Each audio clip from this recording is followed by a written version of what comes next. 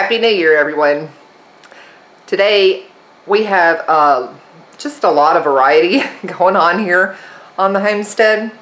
I have been using some homemade fire cider for the last couple of months, and I have decided I really like this stuff. It has helped for me and for Charlie to really ward off some of the colds that the kids have gotten. And I mean, I've felt myself coming down with symptoms and started taking the fire cider, and it's gone away within a couple of, within 24 hours or whatever. I've been really impressed. Needless to say, I had less than a gallon of it and decided that we really needed some more. So I still had some more homemade vinegar, and I started mixing some up last night.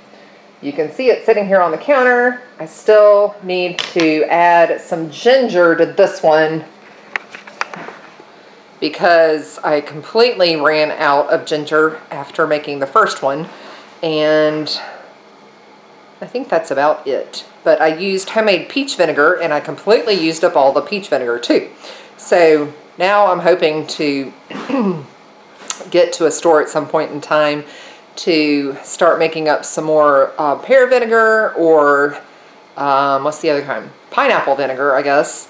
And that way I can have that on hand, because the only kind of homemade vinegar I have left now is apple vinegar. And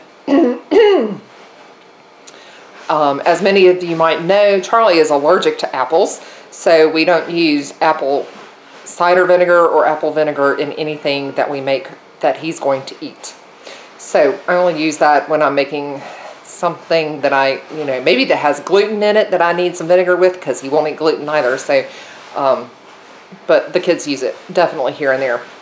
I'm really glad to be having some more fire cider ready for us for whenever we need it, including during the summer, because sometimes we'll get a summer cold, or sometimes we've got a stomach virus during the summer.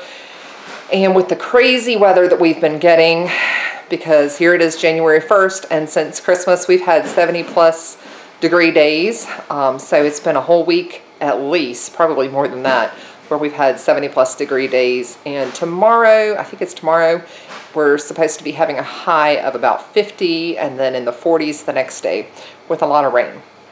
Anyway, so what else do we have going on?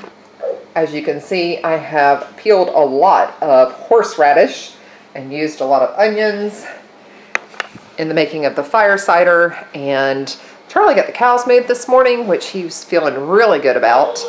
And Isaac came in a little bit ago and started boiling this water because he found quite a fire ant nest outside where they're working on cleaning up the greenhouse. And we're going to go out there and pour this water on there, kill some fire ants, and get to work on the greenhouse. Boots on.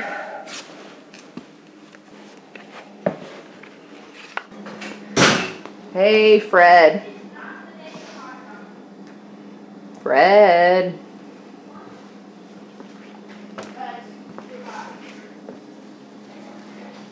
Hey, Fred. This is a new member of our family. It's Dominic's Holland Hop Rabbit. Alright, enough playing around. Gotta grab the hot water. Ants were in the dirt in one of our pots in the greenhouse, so Isaac's going to annihilate them. I had to throw in the water, but it didn't work out.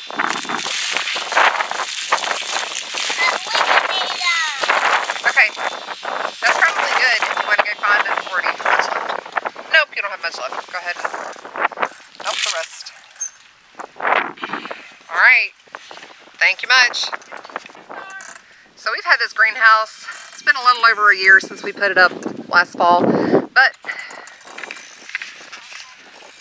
with all of the kitchen reno and everything, and me being out of town for most of January and half of February, we never got any seeds started for last summer's garden. This year is going to be different. We're going to be using this thing. This really hasn't been used at all, and we still have a little more work to do in terms of getting some water in there. We've already got power in there, although I don't think it's quite all hooked up yet, but we're working on cleaning it up because we did not put any landscape fabric or concrete or do anything to suppress the grass in there. So the grass has really grown up a little bit. So of course, we're going to clean it up and ready to be used soon.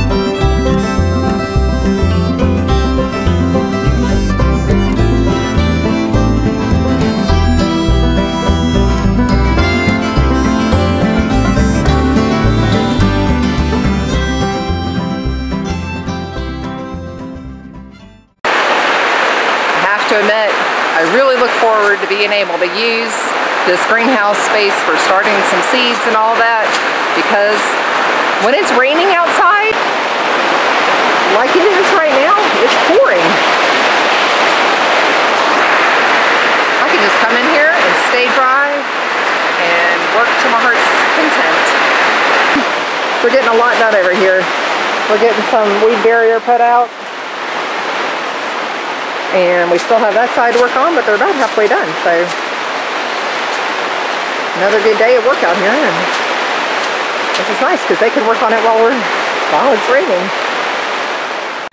Just got back from Saturday afternoon mass, running outside in the last little bit of daylight that we have, and we had a good bit of rain, as you saw earlier, coming when we were working in the greenhouse, and it was pouring when we were going to mass. So now things are starting to look like a river around here. Hey, Dominic. Hey.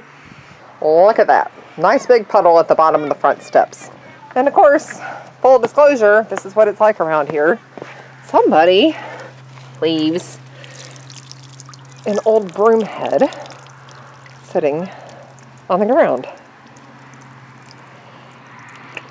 So we'll let that dry out. Hey, Dix. So, one of the things on my to-do list that I made up last night was a friend gave me some rose hips, and I wanted to get take some of the seeds from those rose hips and hopefully start our own rose bushes, I guess, that would produce rose hips. So I pulled a bunch of the seeds out today. I think we had 25 seeds just from 2 little rose hips, and I had the kids come out and plant them in a pot, or various pots I should say. So here they are. Rose hips. Of course, they left a picture out here. Which Mom's gonna get on them for? Could you please take that inside when we go? So, I think there's 12 pots. Each has 2 seeds in them. 4, 6, 8, 10, 12. Alright, 12 12 pots. in total. Yep, 12 in total. And it looks like they left an empty bag right there, so I'm going to have to get on them about that. Kind of behind on chores today, so they're getting them done now that we're home. Charlie. Hey, Charlie. Alright, that crew is done feeding those chickens. And now they have other chickens to feed. I hear the turkeys too, but I think Nicholas took care of their... I'm talking. I hear the turkeys too, but I think Nicholas took care of those earlier before he left to go to work. Y'all got those chickens done? Yeah, oh, I'm so sorry. I thought I brought that in. By the way, yeah. Yeah. Well, you see this empty bag there, that premix bag? I really was messing with that. Well, it needs to go into the trash. So, I'm going to take the eggs inside and come back and get the bag. It's not empty. Okay, then it needs to be picked up and it needs to go back to the greenhouse. Thank you, sir. Alright. Freezers? Go get some shrimp out of the chest freezer in the shop, please. Okay, you guys want to go on YouTube looking like that, huh? I guess so. Bye. Go get the shrimp. Goodbye. I'm going to go get shrimp. Bye-bye. Okay, one more thing. We're going to check on my cold frames right here behind me. So in this cold frame, I planted a bunch of lettuce, which on this side is coming up nicely, but not so much on that side. So I reseeded over here a bunch yesterday. And in here we have multiple different kinds of kale and arugula. And again, there's a lot of blank space. Not sure why there was so little germination in some of those areas, other than I know that when I planted the lettuce, I think some of the cats jumped in there and dug because I found some holes. But anyway, hopefully some of that's going to be ready to eat soon. It's taken a long time to grow. I planted that a month ago, at least. Anyway, we'll see.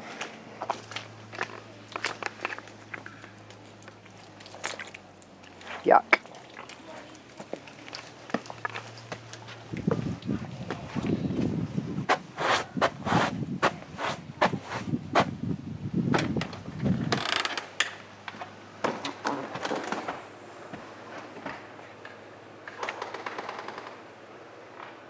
Christmas tree's so tall this year we had to put it in the front hallway because it was like 11 feet when we cut it. I won't fit in there under 9-foot ceilings.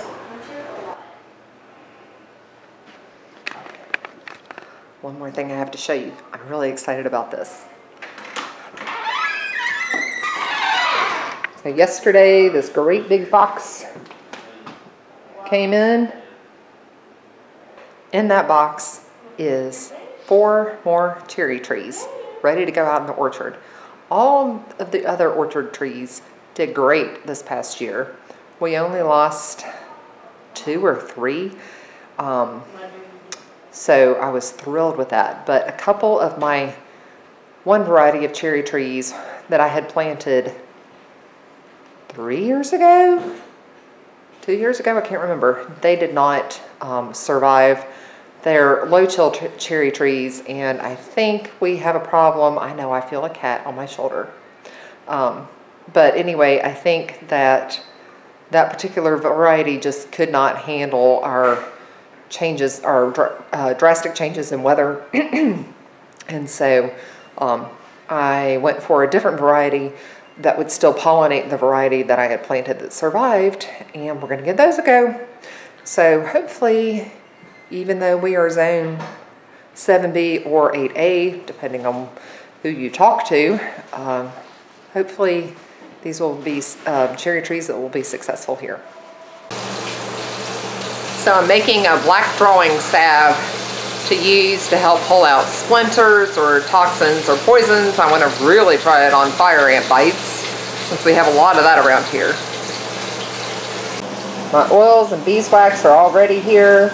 And this is the charcoal and the bentonite clay. We're just going to mix those together. Stir this together. Then here I measured out 1 gram of vitamin E oil. Now we're going to add in 10 drops of tea tree oil.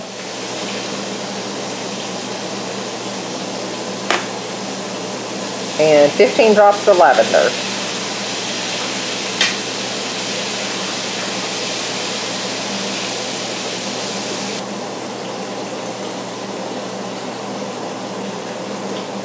we're just going to pour it in here and let it sit up.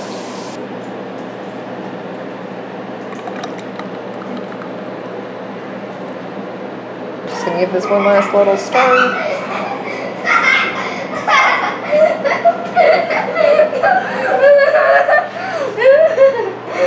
What are you giggling about so much? And then, like, it's just even there.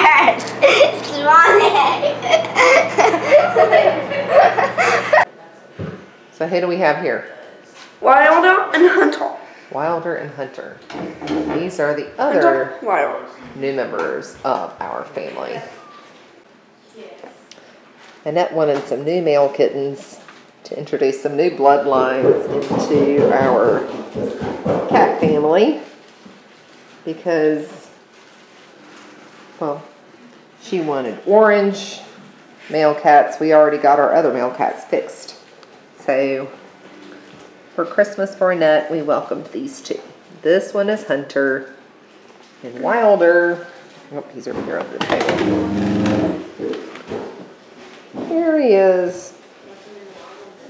We're not yet sure which one we're going to keep for mating purposes and which one we're going to get fixed, but they're definitely members of the family now.